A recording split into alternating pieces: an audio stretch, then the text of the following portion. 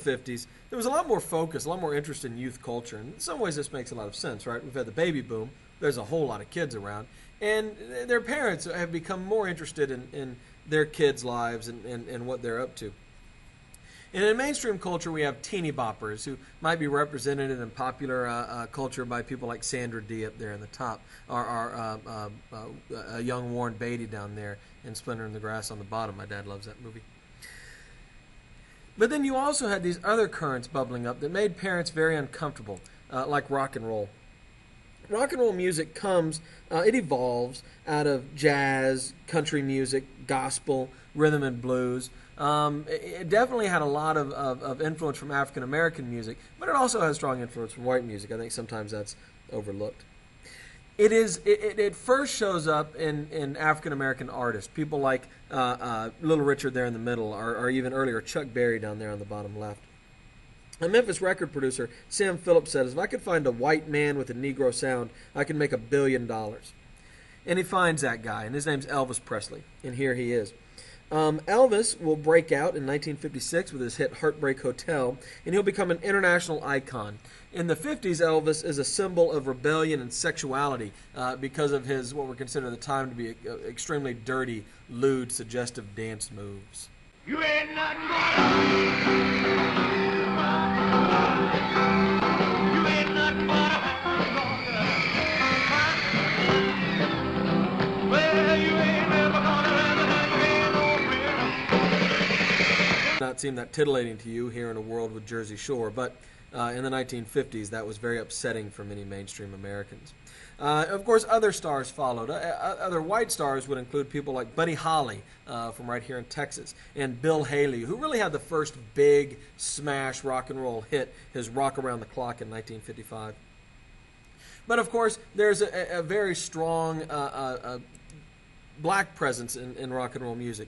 Berry Gordy is a record producer who sets up shop in Detroit with his Motown record label. And it's from his label that we get Chuck Berry and Little Richard, B.B. King, Chubby Checker, The Temptations. There's Little Stevie Wonder. He was a star even back when he was a kid. Diana Ross and the Supremes up there. The Four Tops. There's the Jackson 5 with a little Michael Jackson there in the middle.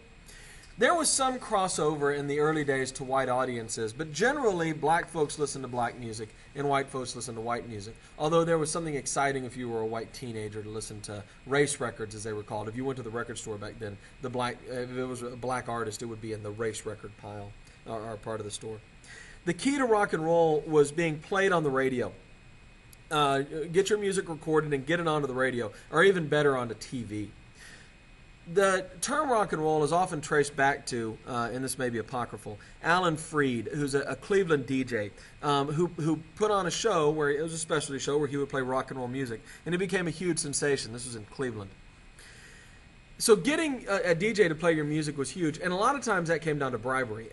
One of the phenomena of the early rock and roll music was what's called payola, and that's where a record label simply pays radio stations to play your music. And of course, people hear the song over and over, and they come to like it because we, as a species, tend to just like music that we hear over and over again. But getting it on TV was even bigger. American Bandstand shows up in 1957, with its host Dick Clark. And if you could get yourself on American Bandstand, man, you'd made it.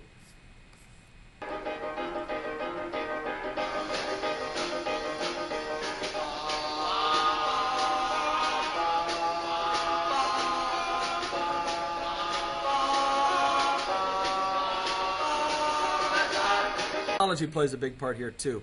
45s, which are little records that only had one song on each side, were very cheap. It was easy for kids to go out and buy these. Jukeboxes were everywhere by now. Just about anywhere you went with people there, you could hear music on a jukebox.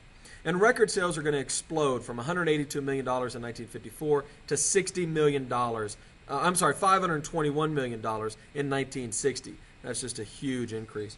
And so rock and roll is here, and as they say, it was here to stay.